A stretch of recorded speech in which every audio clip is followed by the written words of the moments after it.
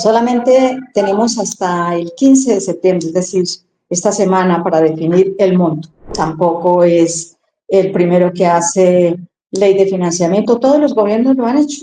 Eso no lo vamos a tocar, es un inamovible. No nos pidan que reduzcamos fuerza pública. Bueno, en el Senado es más proclive a rechazar todo lo del gobierno, porque ningún gobierno, ya sea de centro, de derecha, de izquierda, de lo que sea, puede quedarse sin un monto para el presupuesto. Buenas, buenas para todos y todas. ¿Cómo están? Me alegra saludarlos. Por favor, el llamado que les hago siempre, si ustedes no se han suscrito, háganlo de inmediato. Yo les doy las gracias por siempre estar muy atentos a las noticias más importantes de Colombia y del mundo acá en este espacio, en este canal independiente.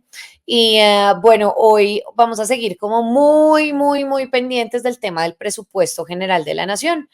El ministro Bonilla, el ministro de Hacienda, él dijo lo siguiente en las últimas horas. Yo quisiera que ustedes oyeran y ya después nos vamos al Congreso de la República para analizar lo que ha pasado recientemente. Veamos. Hay que tener claro qué fue lo que pasó. El Congreso no aprobó ningún monto. No existe decisión unánime de las 4 comisiones.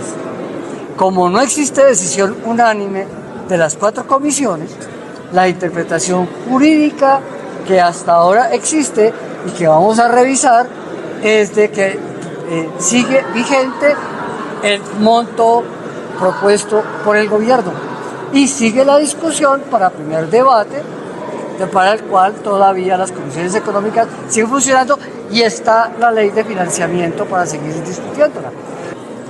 Hay hasta el 15 de Entonces, básicamente, el ministro dice que no se ha negado, que no ha rechazado el Congreso de la República el monto del presupuesto general de la Nación para que sea aprobado en el 2025. Sin embargo, varios congresistas, entre ellos, pues, por ejemplo, Catherine Miranda, ha asegurado que sí, que el monto se negó, que es una realidad y que el monto se negó. Dice que el 11 de septiembre, ayer, 3 de las 4 comisiones económicas del Senado de la República y de la Cámara rechazaron el monto de 523 millones de pesos propuesto por el gobierno en el proyecto de ley del presupuesto general de la Nación. Pero pues el ministro lo está diciendo que no y que sigue vigente. Vamos a ir al Congreso de la República, vamos a saludar a una senadora del partido de gobierno, Aida Bella, gracias por estar acá con nosotros. Muchísimas gracias, María Camila. Un saludo muy fraterno, muy cordial a todas las personas que nos ven y nos oyen. Habría que creerle entonces pues a la cabeza del Ministerio de Hacienda, que es el ministro, y que dice que el presupuesto no se ha negado, ¿verdad? Solamente tenemos hasta el 15 de septiembre, es decir, esta semana, para definir el monto. Es lo primero que se hace en todos los gobiernos. Esta es una cuestión inédita que ha sucedido en el Congreso. Nunca antes en la historia colombiana, ni en la historia del Congreso, había pasado esto. Y eso tiene una razón política. La razón política es que ese es el primer gobierno alternativo. Y hay que hacer cosas por fuera de todas las cuestiones que han sucedido en Colombia. No es el primer eh, presupuesto desfinanciado, tampoco es el primero que hace ley de financiamiento. Todos los gobiernos lo han hecho, desde el gobierno del doctor César Gaviria, que tuvo 5 entre reformas y también ley de financiamiento, y todos los gobiernos lo han hecho. Entonces, esto no es nada exclusivo del gobierno de Gustavo Petro. Es simplemente unos trámites que hay que cumplir y nosotros tenemos solamente esta semana para el monto. Y después tendrá que hacerse el primer debate, que es hasta el 24 de septiembre, es decir, la próxima semana tenemos que estar dando el primer debate, pero antes hay que saber qué monto y sobre qué vamos a trabajar. Y luego vendría hasta el 20 de octubre, que es ya la aprobación de la ley, mientras tanto se hace el segundo debate, etcétera, y se hacen las ponencias. Así es de que a mí me parece que lo que están haciendo realmente es algo que jamás había ocurrido. Y este es también una forma de torpedear la actividad del gobierno, la actividad de todo el mundo, decir que no se aprueba un tope, ¿por qué siempre han aprobado los topes? Yo estuve en la oposición, por ejemplo, en el gobierno pasado, 4 años en la oposición y siempre estaba en la comisión cuarta porque me tocó ahí por la suma, la resta, las multiplicaciones y las divisiones que hicieron en la repartición, incluso en el gobierno pasado. Así es de que me parece muy extraño todo lo que está pasando y a veces uno piensa, bueno, es que hay muchos intereses por aquí, por allá, a quién quieren favorecer, ¿cómo así que nos oponemos a que haya un pedazo del presupuesto para la inversión? Esto no puede ser posible. Y por eso yo creo que de todas maneras hay que mirar con lupa y los colombianos tienen que saber que lo que están torpedeando es el impuesto para inversión. No nos pueden pedir, por favor, que disminuyamos el funcionamiento. Para funcionamiento tenemos 60 billones de pesos. De esos 60 billones, el 50% van para la fuerza pública, para sus salarios, para sus prestaciones, para todos. Eso no lo vamos a tocar. Es un inamovible. No nos pidan que reduzcamos fuerza pública, cuando en todo el país están pidiendo más seguridad. Y es obvio que vamos a tener que conservarlo, pero también un grueso ese presupuesto va para la rama judicial, y la rama judicial no la vamos a tocar. Buenas, paso por acá para darles una pausa y decirles que se suscriban rápidamente acá, clic, suscríbanse. Todo lo Sí. contrario, no están pidiendo que haya más jueces, que haya más magistrados, todo el mundo pide más cosas, pero cuando llegue el momento de aprobar no solamente el monto, sino también después vamos a ver la regionalización, etcétera. Todo el mundo pide, pero nadie quiere aprobar un presupuesto que nos permita hacer eso. Sí, senadora, la representante Catherine Miranda decía que la ley quinta no funcionaba de la manera en como la está diciendo el ministro y que la aprobación del monto del presupuesto básicamente requiere un voto positivo de las 4 comisiones y que sin embargo si una sola comisión se oponía, pues el monto era rechazado y que por eso está siendo rechazado. La ley quinta, ¿cómo funciona? O sea, ¿nos puede explicar? Sí, con muchísimo gusto. Nosotros tenemos 2 comisiones en Senado y en Cámara. La comisión tercera, que es la de presupuesto, la comisión cuarta, que se ocupa también del plan de desarrollo, etcétera, y que también hace parte de las comisiones económicas. Estas comisiones, cuando se requiere todo esto, se necesita que las 4 aprueben, pero tampoco aprobaron la del doctor Efraín Cepeda de 211, pero tampoco aprobaron la de Angélica Lozano, que era 499. Ninguna fue aprobada, absolutamente ninguna, porque no hay un acuerdo, ni en el Senado. Bueno, en el Senado es más proclive a rechazar todo lo del gobierno, por las condiciones políticas que hay, etcétera, ahí donde están parlamentarios de 20 años, 30 años de acción parlamentaria, etcétera. Pero nadie en este momento, como este es un caso inédito en la historia política de Colombia y en la historia del Congreso de la República, todos tienen diferentes interpretaciones. Ni Caterine, ni Angélica, ni Aida tienen la última palabra, no. Yo creo que este es un problema jurídico que en este momento lo están viendo, porque como es la primera vez que se presenta, nunca antes, aquí todos los topes se aprobaban, nosotros también estuvimos en la oposición, siempre dejamos nuestras constancias, etcétera, pero sabíamos que ellos tenían la mayoría y simplemente dejábamos que actuaran, porque ningún gobierno, ya sea de centro, de derecha, de izquierda, de lo que sea, puede quedarse sin un monto para el presupuesto. Si no hay acuerdo, si se llega el 20 de octubre, con primer debate, con segundo debate, que yo no sé en qué base se va a hacer porque no vamos a tener monto, si no tenemos monto, pues es muy difícil hacer un primer debate que tiene que llegar, entre otras cosas, este primer debate la próxima semana. ¿Y con qué monto lo vamos a hacer? Yo estoy aquí cerca de las comisiones económicas, me he salido exactamente para el programa y todos tienen una interpretación diferente, todos, porque como no se ha presentado, donde hay 2 abogados, hay 4 conceptos, donde hay 8, pues hay 16, etcétera. Y esto Para un sabemos concepto, otro que se va a ir concepto. para largo. Sí, Para Camila. un concepto hay otro concepto, ¿no? Sí. Claro, todo el mundo tiene su versión, todo el mundo tiene, pero no tenemos la verdad revelada, nadie. Sí. Nadie, absolutamente nadie.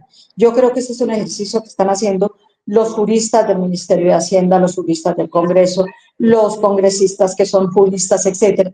Los que no somos juristas, pero que somos expertos en los problemas de la gente, tenemos otra percepción de las cosas. Si no hay dinero para hacer inversión, pues es muy difícil que pidan escuelas, es muy difícil que pidan más seguridad, es muy difícil que pidan más carreteras, pues es dificilísimo. Pero yo quiero aprovechar algo, Camila, para explicarle también a la gente. Aquí, por ejemplo, hay cosas que están en la ley que no funcionan. Por ejemplo, la recolección del IVA. El IVA, hay miles de empresas y la retención en la fuente también. Se calculan en más de 200.000. No sé la cifra exacta, pero son un poco más de 200.000, que recogen el IVA. Y muchas de ellas no lo pagan, no lo pasan al gobierno, se quedan en los bolsillos. Y por eso le he contestado a Fenalco esta mañana en un Twitter, en un golpe bajo a la economía, sí es recoger los impuestos y quedarse con ellos. Esto tiene unas sanciones y tiene unas cosas, pero realmente yo esperaría, y le hago un llamado siempre muy cordial a los empresarios, a los industriales, etcétera, que el IVA que paguen, que recojan, lo pasen al presupuesto nacional, porque con ello también podemos estar un poco equilibrando las finanzas, porque dice, es que ustedes no recogieron lo que prometieron. No, es que se recogen y no los pasan. Por eso no hay la recolección suficiente. Pero además sucedió otra cosa, Camila, que yo creo que hay que explicarle a los ciudadanos. La Corte Constitucional, con todo el respeto que me merecen las Cortes y demás, nos quitó algo que se venía haciendo, y es que las regalías se paguen, porque son regalías, pues es algo que pagan las empresas por explotar nuestros recursos naturales. Dice que no se puede, oiga bien, cobrar regalías y cobrar impuestos, sino que las regalías las disminuyen de los impuestos. Por favor, pero ¿en qué país estamos donde las transnacionales no solamente se llevan la riqueza, sino que se llevan también las regalías porque las están descontando de los impuestos? Esto no es posible. Yo siempre hago un llamado muy fraterno también en las altas cortes. Piensen en la nación, piensen en el país, piensen en las necesidades. Los que tenemos unos sueldos grandísimos, entre otras cosas, los parlamentarios, yo hago parte de la bancada parlamentaria que quieren que nos rebajemos el sueldo. No es posible que haya personas que ganen más de 40 millones, como sucede en el Parlamento, mientras haya familias que no tienen un salario mínimo, mientras haya ancianos que no tienen derecho, porque ya están considerando, si nos tumba la reforma pensional, a 235.000 pesos, que qué son para unas personas que no tienen pensión y que no tienen de qué vivir. Yo sí creo que lo que tenemos que hacer, no solamente en el Congreso, sino que tenemos que hacer todos los ciudadanos, es pensar en los que nada tienen, en los que necesitan comer mañana y no tienen que comprarse un pan. Este país es maravilloso, este es un país muy rico.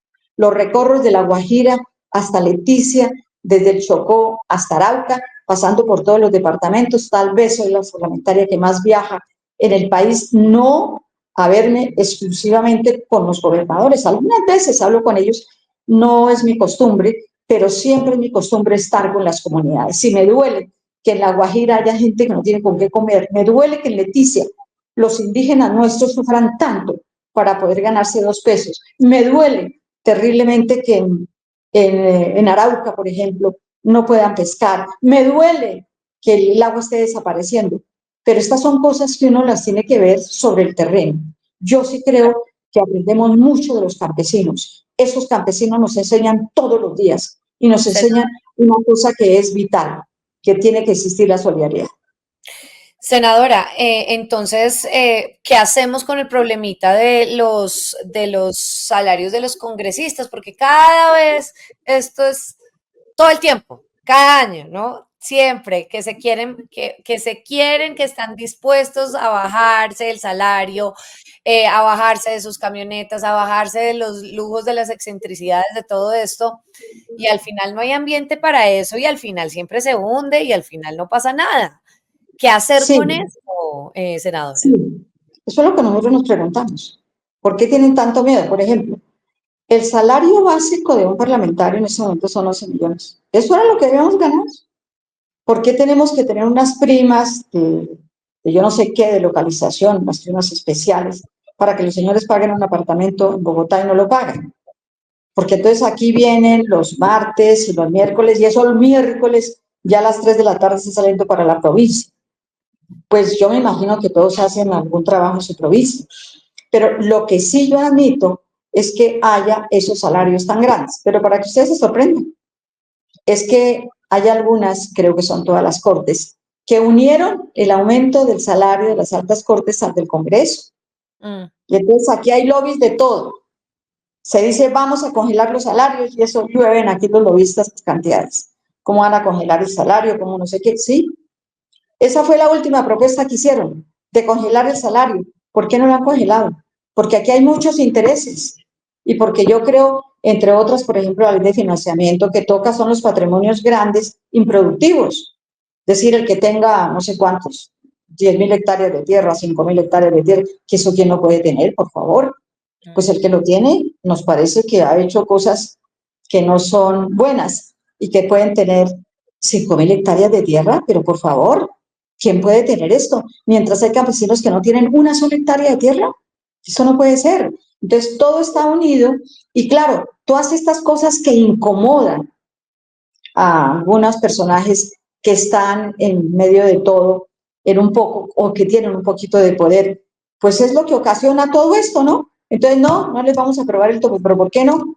Porque es el primer gobierno alternativo, porque es un gobierno diferente a los otros. Aquí les aprobaron todo y tengo incluso el récord de cuántas reformas se presentaron. Y además tenemos otro problema, Camila. Hay cosas inamovibles, por ejemplo, el funcionamiento, lo que nos acaba de explicar, pero hay cosas inamovibles como la deuda externa. Para que los ciudadanos sepan, este año nosotros estamos pagando 95 billones de deuda externa. Entre otros, 60 billones son de intereses de la deuda. Lo último que pasó, y no es que estemos mirando al retrovisor, pero es que nos toca asumirlo, es que en el gobierno pasado hay un tope en el Fondo Monetario Internacional que lo copaga. Y fuera de eso, entonces hay un pequeño montoncito también del Fondo Monetario Internacional que les prestó por encima, por lo que fuera. Hagamos de cuenta que lo gastaron muy bien, no tenemos ninguna dificultad porque se presentó un COVID y nos imaginamos que hicieron muchas cosas con ese dinero. Lo cierto es que nos toca responder a nosotros y pagarlo. Es decir, que nosotros este año asumimos, y además ese montoncito, aparte del tope, ese montoncito lo hicieron a corto plazo, es decir, que lo hicieron a 8 años. Y eso nos tocó a nosotros. Estamos pagando no solamente la deuda grande, sino la deuda pequeñita que le hicieron a corto plazo. Eso quiere decir que el año entrante tenemos que pagar 112 billones de la deuda. Entre esos, la deuda que venía y la deuda que nos dejaron por lo que fuera, bien usado, mal usado. Eso no está en discusión. No podemos dejar de pagar porque estaríamos quebrando la regla fiscal. Si quebramos la regla fiscal, vamos a tener problemas para el endeudamiento, el que se necesite, este gobierno o el otro o el otro. Lo que sí hay un reconocimiento de FEDesarrollo y también hay un reconocimiento de la NIF, es que realmente el gobierno de Petro ha hecho algo que tampoco tiene antecedentes, cumplir exactamente la regla fiscal, cumplir con nuestros compromisos internacionales. Por eso es que el dinero que se debería recaudar primero, porque algunos se cogen los impuestos y aunque eso tiene, como lo he explicado, tiene sanciones, eso no importa. Lo cierto es sabotear un poco, que llegue el dinero para que podamos hacer obras. Eso no se hace. ¿Y en qué debe hacer una reflexión el gobierno nacional de, hombre, hay que meternos la mano acá y hay que bajarnos de consulados, bajarnos de bajas, eso ya no va a pasar, pero hay que decir, de repente acá podemos acortarnos un poco en dinero? ¿En qué podría llegar el gobierno nacional a hacer eso? Bueno, a mí me parece que estuve viviendo 17 años, 6 meses, 4 días en Suiza en el destierro y ahí aprendí muchas cosas y vi muchas cosas. Por ejemplo, que en Naciones Unidas hay un embajador, pero hay un embajador en Berna, pero hay otro embajador en el comercio, en el gran instituto, a ver, del comercio, el que funciona al lado de la ONU. Estas son cosas que pudiéramos incluso discutir, hablar, etcétera, y hablar con el propio gobierno. Pero yo sí creo, sí, y ahí habría algún ahorro. Ahí habría un ahorro, otras cosas que podemos estar mirando, cómo contribuimos. Pero lo que sí es que el grueso del presupuesto de funcionamiento no está ahí. El grueso de funcionamiento está para la fuerza pública, el grueso de funcionamiento está para la rama judicial, el grueso de funcionamiento está también para algunas entidades que no podemos de ninguna manera tocar, por ejemplo, la gente de carrera administrativa. Eso no se discute. Y yo creo que nadie está interesado en que estemos sacándole 5 billones de pesos a la fuerza pública. Eso no lo vamos a hacer. Y no lo vamos a hacer porque sería despedir y porque sería también contribuir a que haya más inseguridad. Así es de que estas cosas que estamos haciendo, Camila, tenemos diferentes versiones, como usted ve. Mi versión no es la misma de Caterina ni es la misma de Angélica, absolutamente somos distintas, pero eso no quiere decir que no haya fraternidad entre nosotros. Hay fraternidad, hay tratos decentes, aunque a veces vemos en el Congreso unos tratos muy malos, desmedidos, etcétera. Me parece eso espantoso y terrible. Yo creo que si hay algo que debe hacer el Congreso es dar ejemplo de trato entre nosotros. Podemos tener las diferencias que tengamos, pero esas diferencias no se solucionan tratándonos como a veces escucho algunas expresiones en el Congreso que son muy dolorosas y que por eso también le pido excusas ajenas, porque no lo hago, a algunos senadores que se creen que tienen la verdad revelada y las herencias que tienen encima y creen que pueden maltratar a los otros. Pues, senadora, muchas gracias por haber estado en este espacio. Como siempre es bienvenida, así como distintas voces son bienvenidas acá a este canal. Yo me quedo con, ok, no se ha negado ningún monto. Vamos a estar muy atentos a ver con qué monto se mueven para poder mirar el tema de la ley de financiamiento o reforma tributaria.